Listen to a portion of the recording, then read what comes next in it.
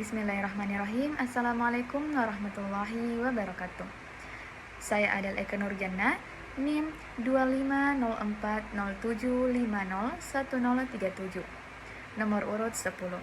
Pada kesempatan kali ini, saya akan mempresentasikan materi tentang 3 jenis proses morfemis, yaitu ada afiksasi, reduplikasi, dan juga komposisi. Baik, yang pertama itu ada afiksasi. Nah, afiksasi merupakan proses pembentukan kata melalui penambahan afiks atau imbuhan pada bentuk dasar sehingga menghasilkan makna baru atau makna gramatikal tertentu. Contoh pertama adalah kata me ditambah dengan kata baca menjadi membaca.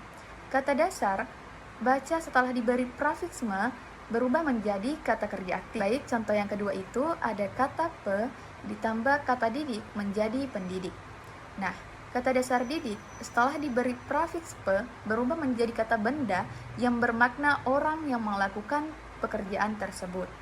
Dan contoh yang ketiga itu ada kata ber ditambah dengan kata diskusi menjadi berdiskusi. Nah, kata ini menunjukkan kegiatan atau aktivitas. Selanjutnya pada kalimat. Nah, untuk kata membaca, contoh kalimatnya itu mahasiswa sedang membaca referensi di perpustakaan. Kata membaca menunjukkan aktivitas yang dilakukan oleh subjek. Kata membaca menunjukkan aktivitas yang dilakukan oleh subjek, yaitu mahasiswa. Dan untuk kata yang kedua itu ada seorang pendidik. Nah, contoh kalimatnya, seorang pendidik memiliki tanggung jawab dalam membentuk karakter peserta didik. Kata pendidik berfungsi sebagai subjek dan merupakan hasil proses afiksasi yang bermakna orang yang mendidik. Sedangkan contoh yang ketiga itu ada berdiskusi. Dalam kalimat, kami berdiskusi mengenai materi morfologi di kelas. Nah, kata berdiskusi menunjukkan kegiatan yang dilakukan bersama. Jadi, afiksasi berfungsi membentuk kata baru dan mengubah kelas kata. Baik, adapun jenis morfemis yang kedua itu ada reduplikasi.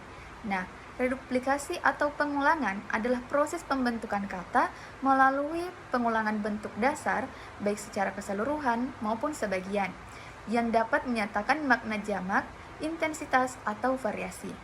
Nah, contohnya itu adalah teori menjadi teori-teoriku menjadi buku-buku, dan kecil menjadi kecil-kecil. Nah, dalam bentuk kalimat yang pertama itu ada teori. Nah, berbagai teori-teori linguistik telah dipelajari dalam perkuliahan. Nah, kata teori-teori menunjukkan makna jamak atau lebih dari satu teori. Dan pada kalimat yang kedua itu ada buku-buku.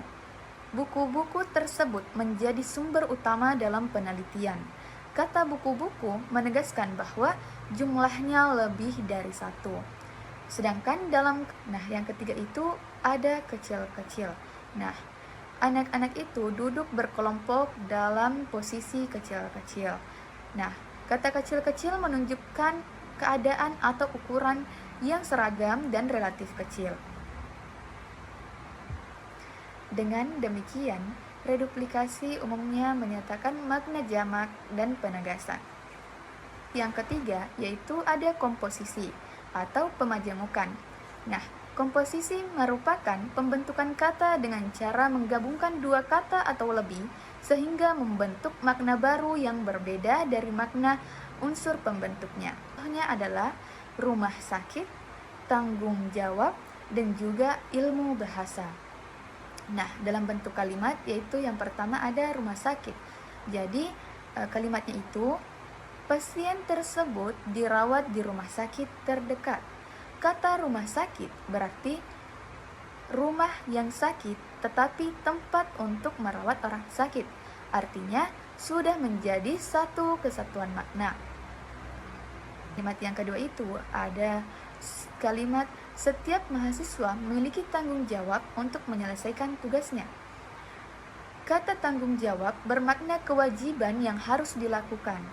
Nah, untuk kalimat yang ketiga itu ada ilmu bahasa merupakan cabang ilmu yang mempelajari struktur dan makna bahasa. Kan pada kalimat yang ketiga adalah ilmu bahasa. Ilmu bahasa merupakan cabang ilmu yang mempelajari struktur dan makna bahasa. Jadi, kata ilmu bahasa menunjukkan bidang kajian khusus dalam keilmuan.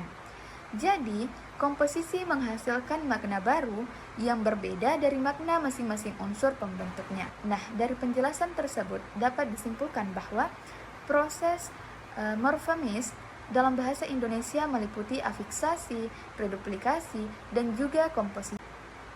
Ketiganya merupakan cara pembentukan kata yang memperkaya kosakata dan juga struktur bahasa.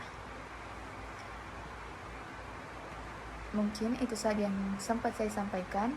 Semoga dapat bermanfaat bagi kita semua. Lebih dan kurangnya mohon dimaafkan.